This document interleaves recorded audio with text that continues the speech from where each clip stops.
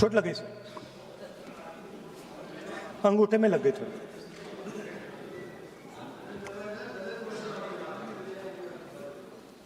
Thank you, Speaker Sir, for letting me speak on a very important topic.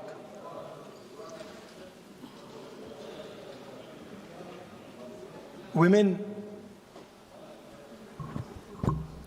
are a central force, a driving force in our national imagination, in our national perspective. All of us, every single one in this room, has been influenced, taught, learned a lot from women in their lives. Mothers, sisters, wives. As Rijuji said, of course, Prime Minister and myself don't have that wife issue. So we don't get that input, but we have our mothers and our sisters. Yesterday, I was watching my sister achieve something that, in 5 minutes, achieve something that I have not been able to do in maybe 20 years of my political career, which was to make Mr. Amit Shah ji smile. There's something that I also need to practice and learn, and I was feeling very proud as an older brother as she was doing that, delivering the speech in a way that is different than mine, of course.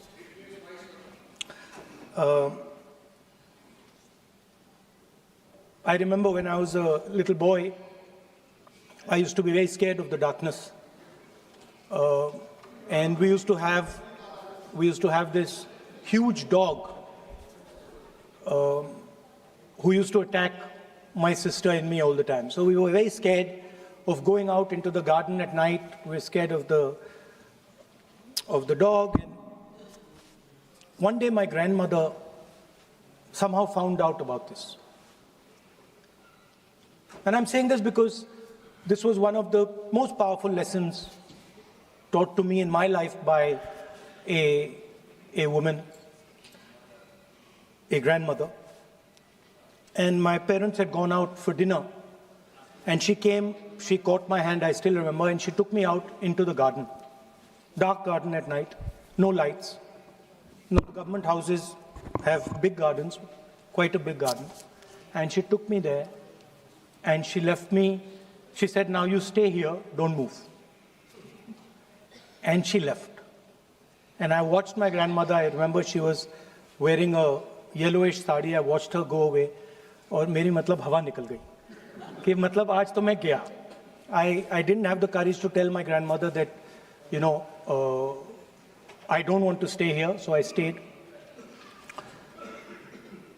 And she went away. She went away probably for 1 or 2 minutes. But for me, it was like 2-3 hours. I was imagining the dog coming to bite me. I was imagining ghosts.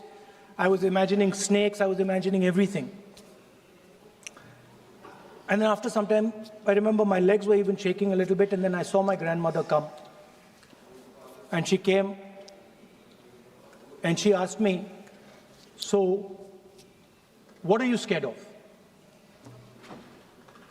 So I said, you know, Dadi, I'm scared of that dog. I don't know that he might come and bite me. I'm scared of somebody being in the garden that I don't know. I'm scared of bats. I'm scared of snakes. I'm scared of things I can't see. And she says, no, Rahul, you're not scared of all those things. You're not scared of the darkness. You're not scared of the dog. You're not scared of the bats. You're only scared of your mind. You're only scared of your imagination and what you are thinking. And then she said that, you should not be scared of the darkness,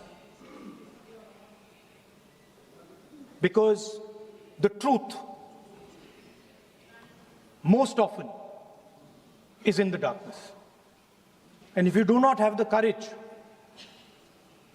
to face your fear, you do not have the courage to go into darkness, you will not be able to understand the truth. You will not be able to fight for the truth. This is one of the biggest lessons in my life. I use it, it's a political lesson. I didn't realize then. Now as I get older, I realize it was not only a political lesson, more fundamentally it was a religious lesson. I didn't understand then, and what she was saying to me was that Satyam Shivam Sundaram. That's what she'll say. She said that I want you to be able to go into the darkness. I want you to be able to go where you're scared. And I want you to see what the truth looks like.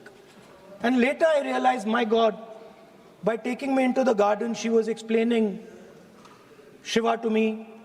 She was explaining the central tenet of our religion. She was explaining Satya to me.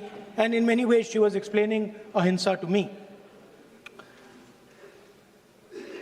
And she said to me, I remember that, listen, truth is painful sometimes. Don't worry about it. Deal with it. And there are some truths that need to be told here today in this house. The first truth is that this is not a women's bill. This is nothing to do with the empowerment of women. There is a women's bill. It was passed in 2023 in this house itself. And my friends and teachers in the BJP said that it will be implemented in 10 years' time. That is the women's bill. This is an attempt to change the electoral map of India, using and hiding behind India's women. And actually it is a shameful act, because instead of giving them women's reservation, which is very easy to do, and every single opposition person will support it right now, bring that old bill back right now, and we will help you pass it for implementation from this second. Now, that is the women's bill. This is something else. And the truth needs to be told about what this is. There is a central truth in India's history, in India's past and present. And I have become more and more and more aware of this truth. And that is the brutal, cruel, unforgiving treatment of the OBC community, of the Dalit community, and other communities, minorities and women. And this is a historical fact. This need not be argued here. Everybody knows how Indian society treated OBCs, treated Dalits, what was done to them, what was done to their women, what they were allowed to do, what they were not allowed to do, how they were blinded when they read certain documents, how metal was poured into their ears when they heard certain verses. This is a fact. Now, what is being attempted here is a bypass of the caste census. what they are trying to do is they are trying to avoid giving power, giving representation to my OBC brothers and sisters and to take away power from them. This is the agenda over here. That's the first agenda. Manuvad over Samvidhan. Amit Shah ji says that the caste census has begun. And he repeated twice yesterday, trying to be clever, saying that houses don't have castes. The point is not whether houses have castes or don't have castes. The point is whether the caste census is going to be used for representation in Parliament, Vidhan Sabha, Lok Sabha. And what you're trying to do now is trying to make sure that caste census has nothing to do with representation for the next 10 years, 15 years, so that you can kick the ball down the street. That's the first thing that is being done. Second thing that is being done,